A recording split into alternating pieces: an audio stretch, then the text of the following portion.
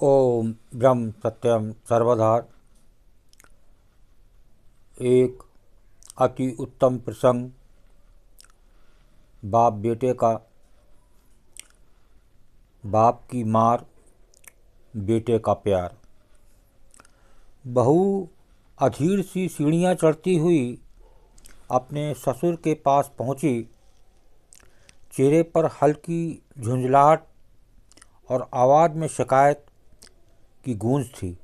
पापा जी, वो बोली, मैंने आपके बेटे को 10 फ़ोन कर दिए, न फ़ोन उठा रहा है न वापस कर रहा है। ससुर जी अखबार मोड़ कर बोले, कोई ज़रूरी काम था क्या उससे? मेरी कमर दर्द की गोलियां ख़त्म हो गई हैं, वही मंगानी थी। तो बहू ने होंठ मींचते हुए कहा। ससुर जी का चेहरा तन गया। आने दे उसको घर, बहुत दिन हो गए, आज इसकी खबर लेता हूँ। इत्तेफाक से तभी दरवाजे पर खटखट हुई। थानेदार बेटा अंदर आया। कद काठी मजबूत, चेहरे पर हल्की सी मुस्कान और साथ में उसका दोस्त भी था। जैसे ही उसने जूते उतारे, बाप ने आवाज़ लगाई, ओए इधर आ। बेटा समझ नहीं पाया, मगर आज्ञाकारी बच्चे की तरह पास चला गया। बाप ने बिना कुछ पूछे जूता उठाया और दे मारी उसकी पीठ पर। सुबह से बहू फ़ोन कर रही है, उठाया क्यों नहीं? बाहर घर से थानेदार है, समझा, अंदर भी चलेगा। Done in done. जूते की आवाज़ और कमरे में बहू का दबा दबा हंसना। थानेदार बेटे ने हंसते हुए कहा, बापू धीरे, वर्दी का तो लिहाज करो। लिहाज? ससुर ने और ज़ोर से जूता मारा। पहले घर की बहू का लिहाज सीख। उधर दोस्त की आंखों में आंसू भरा है। वो हंस भी नहीं पा रहा था, रो भी नहीं सकता था। 8-10 जूते खाने के बाद बेटा बोला, बस बाबू, लग रही है, आइंदा ध्यान रखूँगा, रहने दो अब। ससुर जी ने हाँफते हुए जूता नीचे रख दिया और बहू की तरफ मुड़कर बोले, बेटा आइंदा ऐसा करे तो तुरंत बता देना, इसकी सारी अकड़ निकाल दूंगा। घर में मनमानी नहीं चलेगी। वो मुस्कुराई, जीभ हल्के से पति को दिखाकर अंदर चली गई।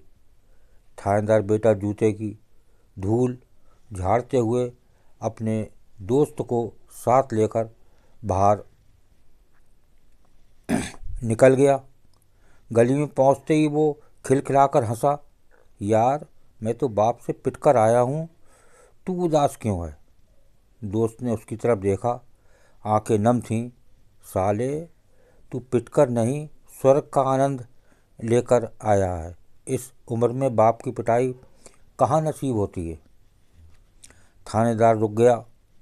दोस्त की बात ने उसके हंसते चेहरे को कुछ पल के लिए शांत कर दिया। दोस्त ने गहरी सांस ली। तुझे पिटते देखकर मुझे अपना बाप याद आ गया। अब इस दुनिया में नहीं है। काश वो होते तो मुझे भी उनकी डांट मिल जाती, मैं भी तेरी तरह हंसते हुए उनकी मार खा लेता। थानेदार ने दोस्त की पीठ पर हाथ रखा। भाई, बाप की मार सिर्फ वही समझ सकता है जिसके सिर पर अब वो हाथ नहीं। दोनों कुछ क्षण मौन होकर चलते रहे। हवा में हल्की ठंडक थी। पिता की दिलचस्प गुस्से भरी आवाज़ अब भी थानेदार के कानों में गूंज रही थी और दोस्त की आंखों में यादों का सैलाब उमड़ रहा था। थानेदार ने धीरे से कहा, तुझे पता है मैं पिटाई के समय क्यों मुस्कुरा रहा था? क्योंकि बापू जब मुझे मारते हैं मुझे लगता है मैं अभी भी बच्चा हूँ। उनकी नज़रों में अभी भी वही पुराना लड़का हूँ जो उनके बिना कुछ नहीं। दोस्त ने सिर झुकाया, मेरे पास वो मौका अब कभी नहीं आएगा, इसलिए तुझे देखकर दिल रो पड़ा। थानेदार ने हाथ पकड़ लिया दोस्त का। चल, आज तेरे बापू की याद में चाय पीते हैं। और हाँ, अगली बार बापू जूता लेकर दौड़ें तो तू पास ही खड़ा रहना, ताकि मार तो मुझे पड़े पर तू भी हंस सके। दोस्त इस बार हंस दिया।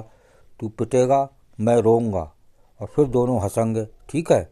थानेदार बोला, बिल्कुल ठीक। बाप की मार में जो प्यार है उसे समझने में पूरी ज़िंदगी लग जाती है। दोनों चाय की दुकान की तरफ पड़े। एक के कंधे पर आज भी बाप का हाथ था, जूते के निशान सहित, और दूसरे के दिल में अपने बाप की यादें, जो हर धड़कन में थपकी बनकर गूंज रही थी।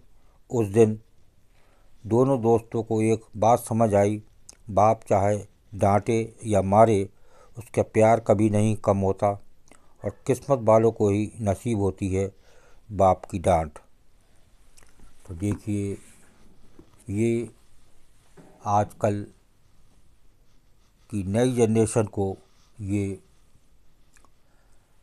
बुरा लगेगा, लेकिन आप देखिए कि बेटा बाप की मार खाकर भी कितना प्रसन्न था कि किस्मत वालों को मिलती है बाप की मार।